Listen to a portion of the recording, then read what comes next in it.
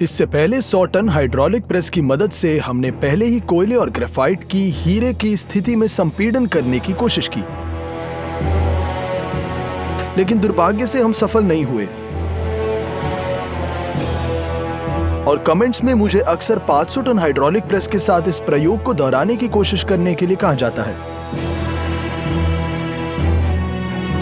आइए इससे पहले समझे जहां तक संभव हो।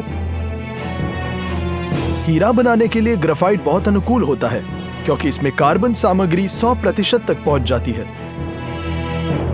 हीरे में ग्रेफाइट का परिवर्तन 50,000 वायुमंडल के दबाव और 1000 डिग्री से अधिक के तापमान पर होता है। जब हमने इस सिलेंडर में ग्रेफाइट को संपीड़न करने के लिए 100 टन के प्रेस उपयोग करने की कोशिश की, तो हम केवल 15,000 वायुमंडल के दबाव तक पहुंचने में कामयाब रहे, जो आवश्यकता से 3 गुना कम है। हमारे केस में कंटेनर के अंदर जो दबाव होगा वो पिस्टन के क्षेत्र से गुणा किए गए प्रेस से बल के बराबर है। और इस सिलेंडर में 50,000 वायुमंडल के दबाव को प्राप्त करने के लिए ये पूरे 350 टन प्रयास करेगा। हाँ, बेशक ऐसा प्रयास 500 टन हाइड्रोलिक प्रेस की मदद से प्राप्त करने योग्य है। पिस्टन जितना छोटा होगा, उसी दबाव को प्राप्त करने में उतना ही कम प्रयास होगा। उदाहरण के लिए इस व्यास के एक पिस्टन के लिए 50,000 वायुमंडल के दबाव तक पहुंचने के लिए केवल 99 टन का प्रयास करना पर्याप्त है, और 1 सेंटीमीटर व्यास वाले पिस्टन के लिए 40 टन का प्रयास करना प्राप्त है। खैर, फिर से पिस्टन सामग्री की ताकत का सवाल बहुत तीव्र है। ये व्यावहारिक भाग पर जाने का समय है। पहला, बदले में पिस्टन के साथ एक कंटेनर होगा जिसका व्यास सिर्फ 15 मिलीमीटर से अधिक होगा। पिस्टन की सामग्री 45 स्टील है, जो 40 रॉकवेल इकाइयों के लिए कठोर है। मुझे आश्चर्य है कि किस तरह का भार क्या पूरी तरह संरचना का सामना करेगा।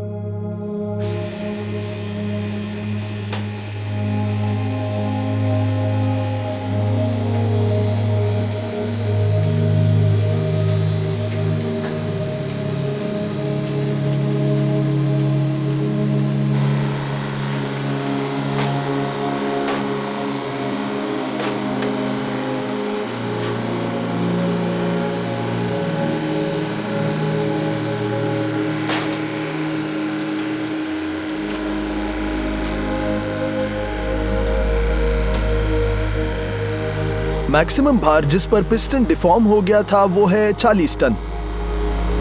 यही है, इस कंटेनर के अंदर दबाव लगभग 20,000 वायुमंडल था, जो आधा आवश्यक है।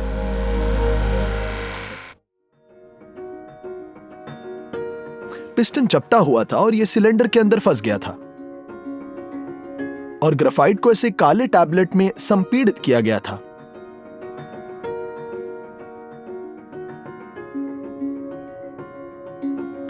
अब हम वहां से ग्रेफाइट निकालने की कोशिश कर रहे हैं और हीरे की उपस्थिति के लिए इसे और अधिक विस्तार से जांच रहे हैं।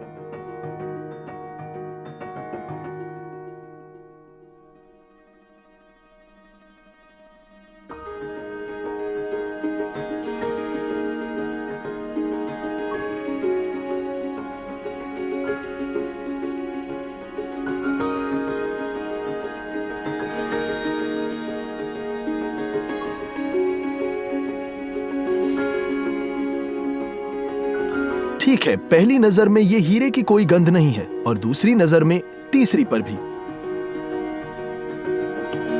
दूसरे टैंक का piston high speed steel R6M5 के 5 से बना है।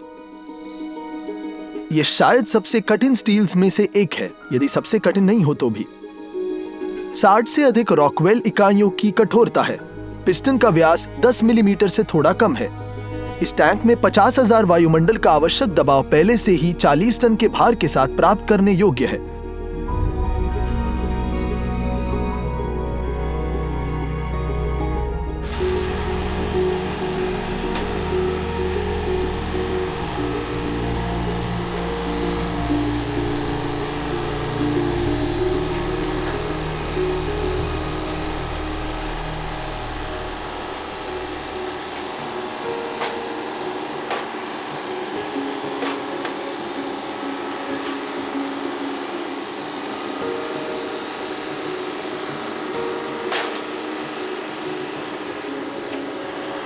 मैक्सिमम भार जब पिस्टन नष्ट हो गया था 30 टन का था।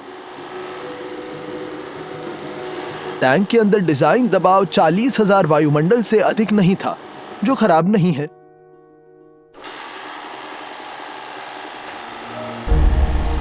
बिल्कुल खराब नहीं, हम कम से कम किसी तरह 50,000 से करीब है। जैसे कि आप इस प्रयोग से देख सकते हैं, टॉप एंड स्टील की ताकत और कठोरता स्वयं आवश्यक दबाव प्राप्त करने के लिए पर्याप्त नहीं है, और हमने अभी तक यह नहीं सीखा है कि सब कम से कम 1000 डिग्री तक गर्म होना चाहिए। नई बात है, और हमें याद है कि स्टील लगभग 1000 डिग्री के तापमान पर कैसे व्यवहार करता है। यह प्लास्टिसीन की तुलना में थोड़ा कठिन है।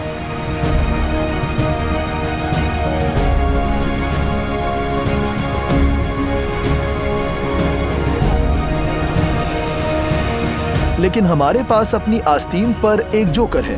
और क्या होगा अगर पिस्टन सबसे कठिन मेटल मिश्र धातु से बना होगा तो? Tungsten carbide. टंगस्टन कार्बाइड आवश्यक भार का सामना कर सकता है। दुर्भाग्य से पिस्टन एक गोल आकार नहीं है, लेकिन किसी प्रकार के काटे गए दीर्घवृत्त के रूप में है। गोल दुर्भाग्य से मुझे यह नहीं मिला। इस अजीब आकार के कारण सिलेंडर की दीवारों और पिस्टन के बीच का अंतर पिछले प्रयोगों की तुलना में बड़ा होगा। लेकिन वास्तव में सिलेंडर स्वयं यहां एक गाइड के रूप में कार्य करता है, क्योंकि वैसे भी कोई भी सील इस तरह के दबाव का सामना नहीं कर सकते। लेकिन प्रिंसिपली ग्रेफाइट के कुछ बिंदु पर अधिकतम दबाव अभी भी बनाया जाना चाहिए। और इस प्रयोग में टंगस्टन कार्बाइड पिस्टन के साथ हम पहले से आवश्यक तापमान तक पहुंचने की कोशिश करेंगे। हम अपने डिवाइस के ऊपरी और निचले हिस्सों को कॉपर इलेक्ट्रोड के माध्यम से एक वेल्डिंग ट्रांसफार्मर से जोड़ेंगे, जिसमें अधिकतम 170 एम्पीयर होंगे। जब प्रेस पिस्टन पर प्रेस करना शुरू कर देता है तो टैंक में दबाव बढ़ना शुरू हो जाएगा। हम वेल्डिंग ट्रांसफार्मर को चालू करेंगे और आशा करेंगे कि विद्युत चाप अंदर दिखाई देगा। चाप वेल्डिंग में चाप का तापमान 2000 डिग्री से अधिक होता है, तो एक अच्छे परिदृश्य में हमारे पास तापमान मार्जिन के 2 गुना से अधिक हो गई।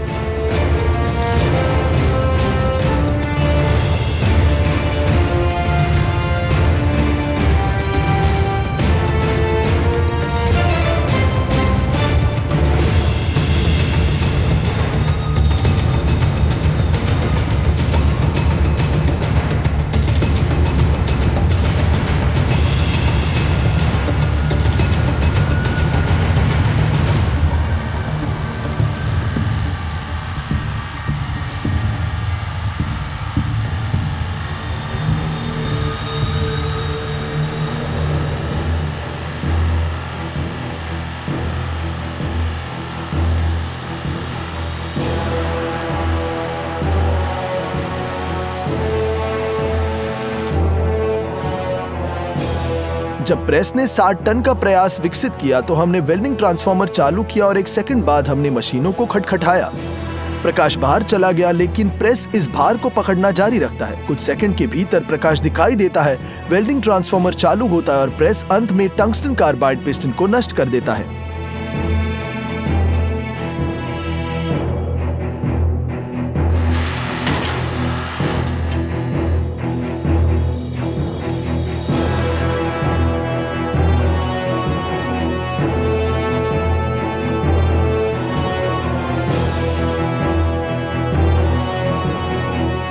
काउंटिंग के अनुसार हम इस टैंक के अंदर दबाव तक पहुंच गए, लगभग 70,000 वायुमंडल, आवश्यक 50,000 के खिलाफ। और क्या किस प्रकार की हीटिंग थी? क्या एक इलेक्ट्रिक चाप वहां से फिसल गया? बकवास।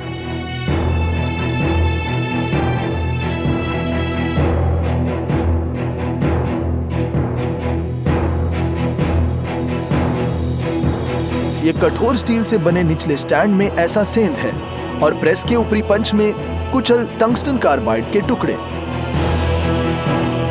मैंने मान लिया था कि सिलेंडर और पिस्टन के बीच अंतराल के कारण ग्रेफाइट अंतराल में चला जाएगा और पिस्टन मूर्खतापूर्ण रूप से प्रेस के निचले हिस्से के खिलाफ आराम करेगा। देखिए कैसे। लेकिन नहीं, आखिरकार ये की जगह अभी भी ग्रेफाइट से भरी हुई है। मैं उत्साह से इस ग्रेफाइट को यहाँ उठा रहा था और इस समय वास्तव में मैं डर गया।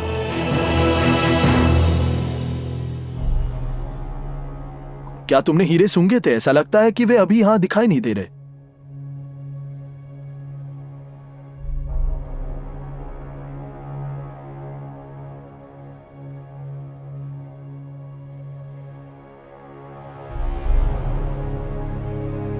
लेकिन ऐसे दलिया स्टील प्रेस स्टैंड पर निकला दबाए गए ग्रेफाइट और क्रम्बल टंगस्टन कार्बाइड का मिश्रण।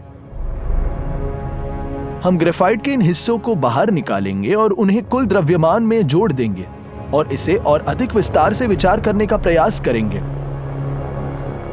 अब आप ग्रेफाइट से बने दांत को अधिक विस्तार से देख सकते हैं। मुझे नहीं पता कि कंटेनर के अंदर क्या तापमान था, लेकिन वह निश्चित रूप से बाहर था। ये काले रंग से प्रमाणित है और कुछ स्थानों में पिघला हुआ तांबे पर है।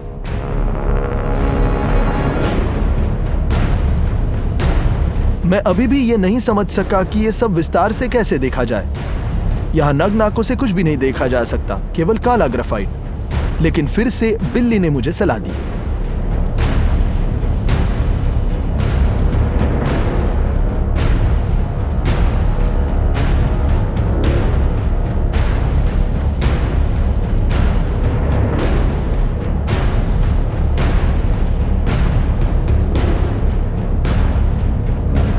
जब मैंने बिल्ली को फुसफुसाते हुए सुना,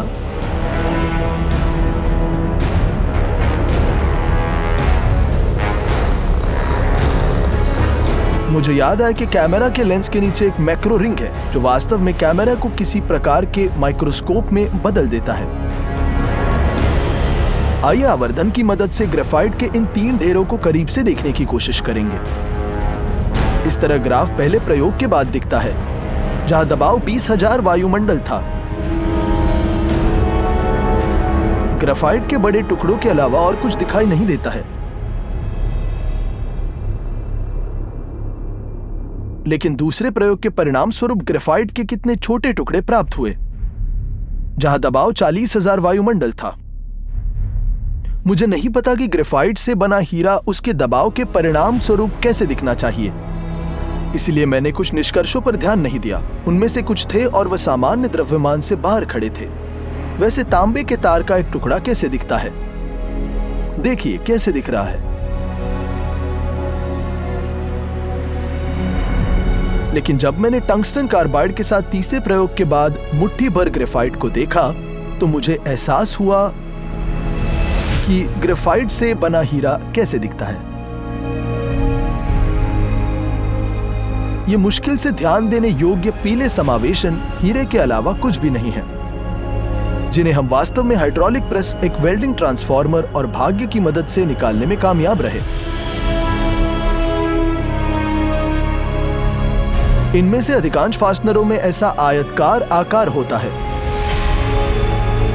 मुझे नहीं पता, लेकिन मैं मानता हूं कि हमारे प्रयोग के परिणाम स्वरूप विद्युत चाप अभी भी अंदर फिसल गया है।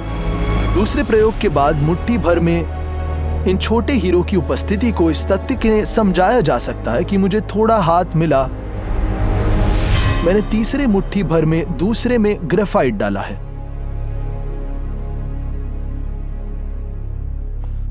और यहां हम पिघले हुए तांबे के तार का एक टुकड़ा देख सकते हैं, और एक पल के लिए तांबा 900 डिग्री से अधिक के तापमान पर पिघला देता है। मैं यहां हूं। ईमानदार होने के लिए मैं खुद इस प्रयोग से हैरान हूं। किसने सोचा होगा कि आप खुद हीरे बना सकते हैं? बेशक उत्पादन की ऐसी विधि की लागत संदिग्ध है, क्योंकि इस मामले में हमने 500 टन हाइड्रोलिक प्रेस का उपयोग किया था। इस तरह के नए प्रेस की लागत लगभग $100,000 है। खैर, हमारे यहाँ जो हीरे हैं वे सबसे बड़े आकार के नहीं है। हीरे इतने छोटे निकले कि मैं उन्हें केवल एक तथाकथित माइक्रोस्कोप के माध्यम से देख सकता हूं। वे ग्रेफाइट के इस काले ढेर में न्यूड आंखों को दिखाई नहीं दे रहे, और ये पीले तकनीकी हीरे हैं। उनकी लागत प्राकृतिक हीरों की तुलना में थोड़ी कम है। वैसे लगभग 1 साल पहले हमने ताकत के लिए हाइड्रोलिक प्रेस के साथ तकनीकी पीले हीरे का परीक्षण किया था।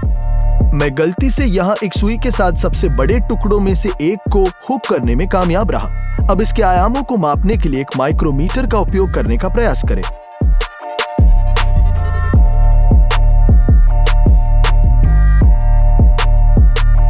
और इस टुकड़े का आकार 1 मिलीमीटर का 1500वां हिस्सा है, जो मानव बाल से थोड़ा मोटा है और कागज की एक साधारण शीट की मोटाई के बराबर है। और ऐसे हीरे की लागत मान लीजिए इस आकार की बहुत अधिक नहीं है।